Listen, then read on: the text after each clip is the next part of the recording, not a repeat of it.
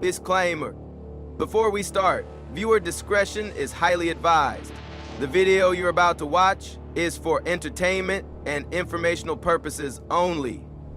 I want to bring in Myla Morales. She's a former makeup artist for Diddy and also Cassie Ventura, working for Diddy for years and eventually becoming a friend of Cassie's. Relationship. What's one thing that they shouldn't do? I don't like yelling and arguing. There's a certain level of needy that's like, oh, you really like me, and then there's, obsessive, stalking you a little bit. On the stand yesterday, she named several of her freak-off partners, including a guy called Jules. What you're about to hear is not for the weak-minded, but it's the harsh reality, and it's finally being told. Day 5 of the trial, the lights in the courtroom feel dimmer than usual, like they know what's coming. Cameras don't flash, they freeze. Even the reporters have stopped whispering. Then Cassie walks in, no makeup, diamonds or heels, just a long gray coat and eyes that don't blink. She walks past the man she once called the love of her life without flinch nor a pause. He sits, breathes in deep, and begins to speak, and with just a few quiet words, Cassie does what no one thought she would, pulling down the hideous Sean Combs empire, starting from what has been happening in the now infamous secret tunnels, because how do you hide years of horror inside a house built on fame?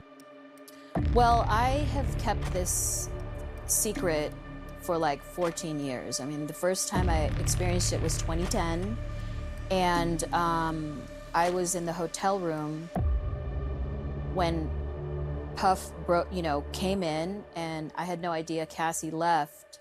And when I woke up, I just saw his presence come into the room. They went into the bedroom and shut the door, and all I could hear is screaming and yelling and whatever was going on in there, I don't know. But all I could think of was to grab Cassie's things and start packing it up and just getting her out to safety.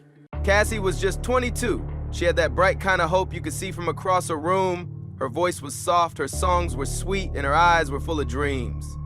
She wasn't chasing attention, she was chasing purpose. Then came Diddy. He walked in like a storm wearing a suit. Tall, charming, magnetic, the kind of man who filled a room even before he said a word.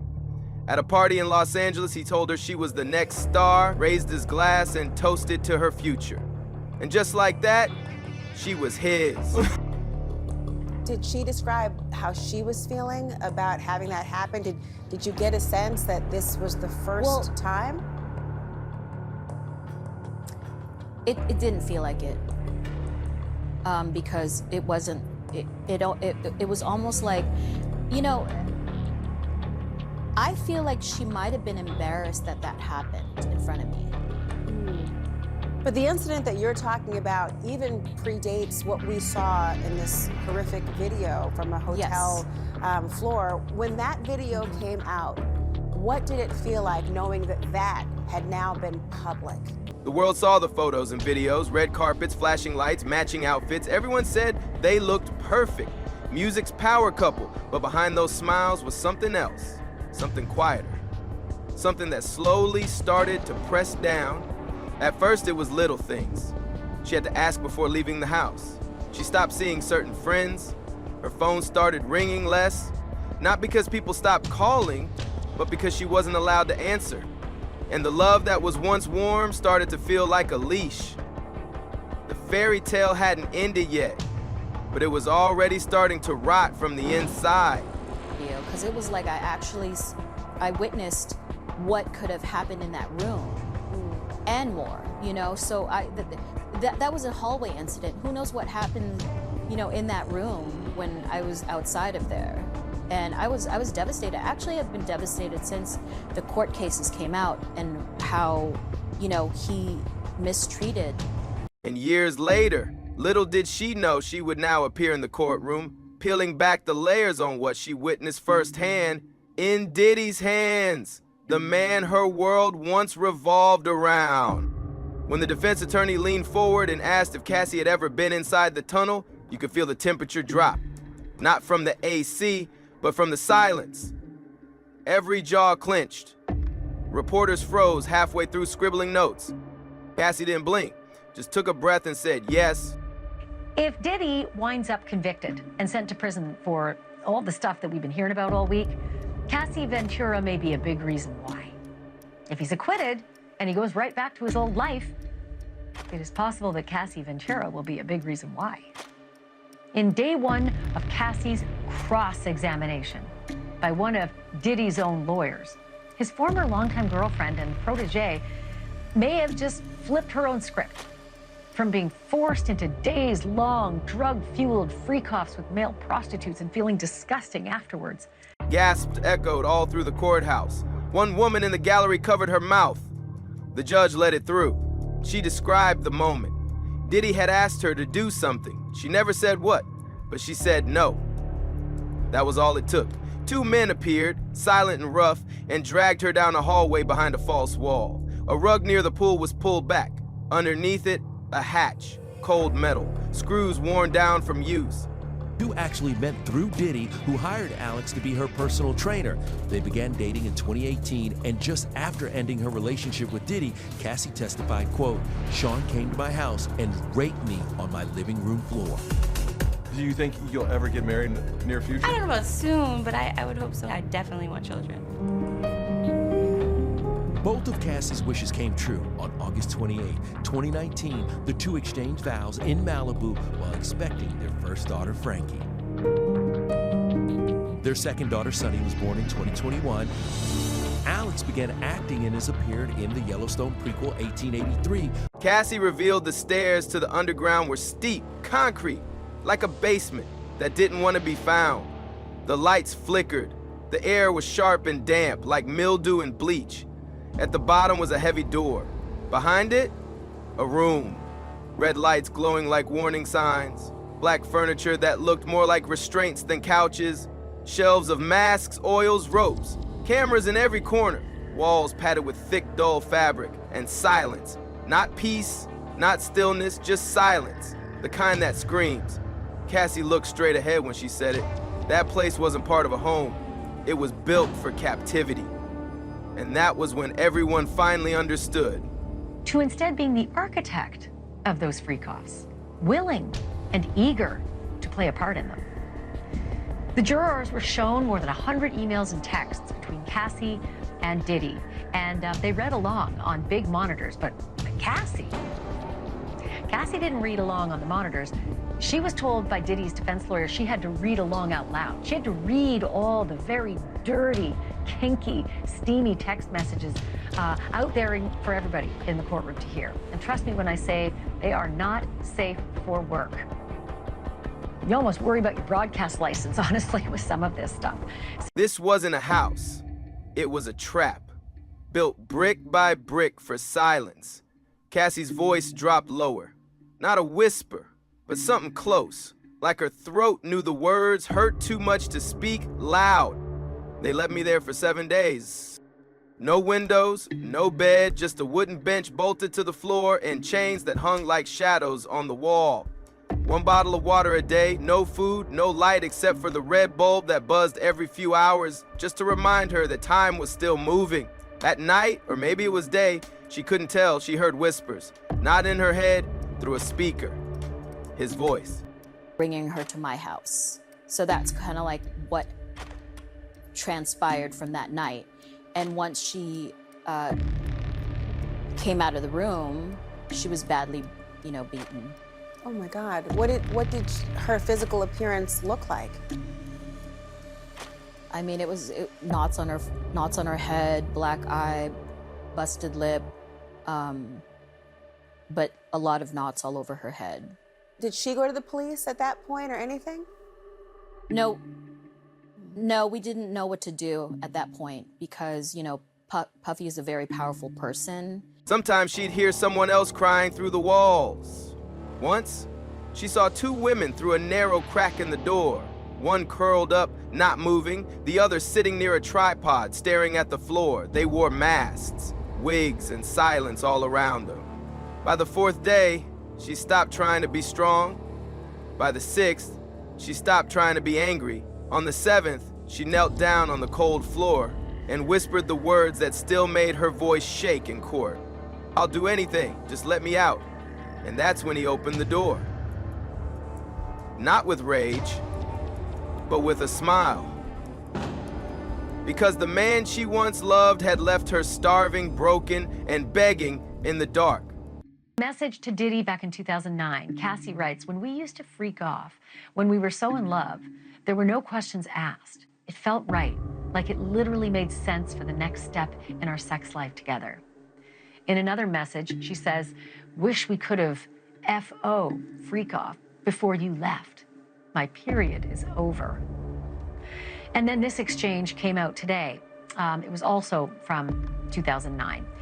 Diddy says, when do you want to freak off, LOL? Cassie answers, I'm always ready to freak off. 2 days later, Diddy texts, I can't wait to watch you. I want to get real hot. And Cassie replies, me too. I just want it to be uncontrollable. Cassie went on to explain the freak-offs like she was reading instructions from a nightmare. Diddy would plan the nights like events, sometimes weeks in advance, sometimes with just a few hours' notice. He would text her what to wear, what to bring, who was coming, where to be. The rooms were always beautiful, 5-star hotels, mansions. But the beauty was just a cover. Inside, it was chaos. She said she was often given pills before the night even started. She was told it would help her relax. Sometimes she felt calm. Other times she felt like she was floating and couldn't move. That's when the cameras came out. He recorded everything. Team Diddy also produced text messages showing Cassie taking the lead in planning that now infamous freak-off at this LA hotel, the Intercontinental Hotel, from back in 2016.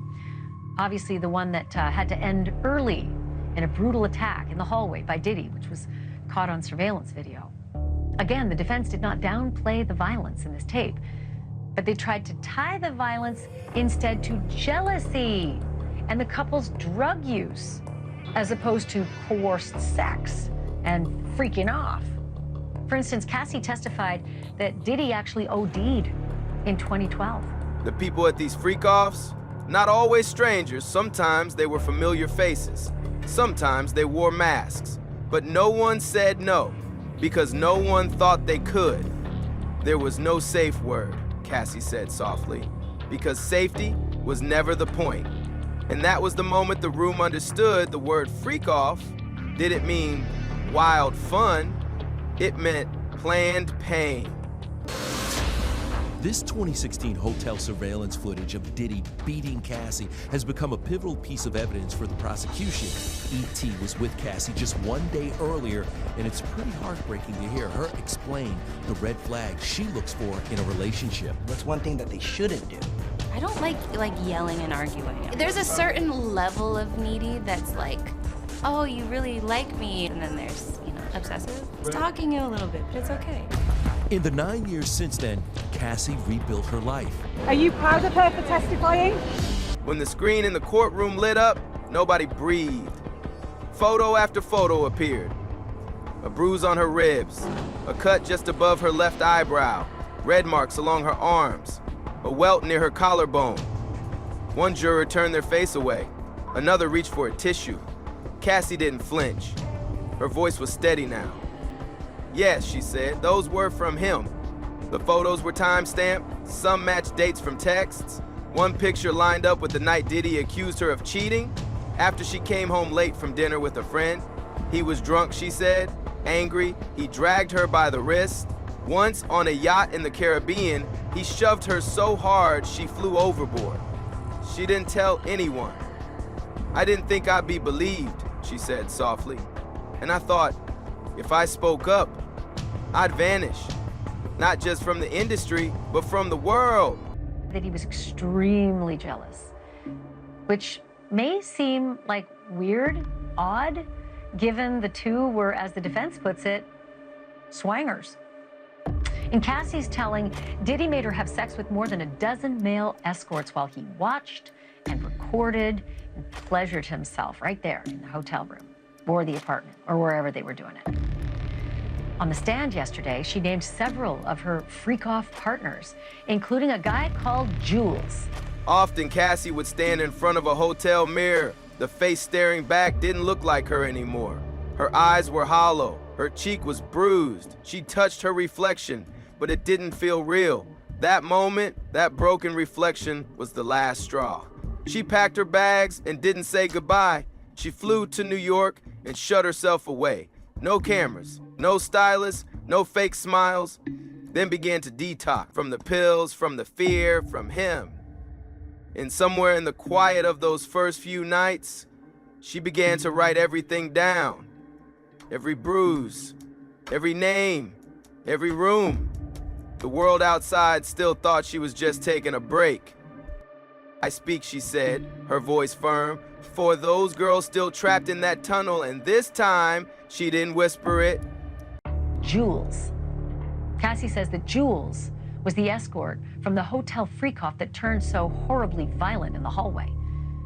And if prosecutors found this Jules guy, and if this Jules guy takes the stand, he could back up Cassie's testimony, right? That she was beaten and coerced as part of a larger criminal enterprise, something that Diddy did from the top and ordered his staff to make happen. Because in the end, honestly, folks, the sleazy details, all the stuff you see in the headlines, yeah, it's good reading, right? But it is not what matters when it comes to a RICO case, racketeering, conspiracy. The day after Cassie testified, the headlines exploded.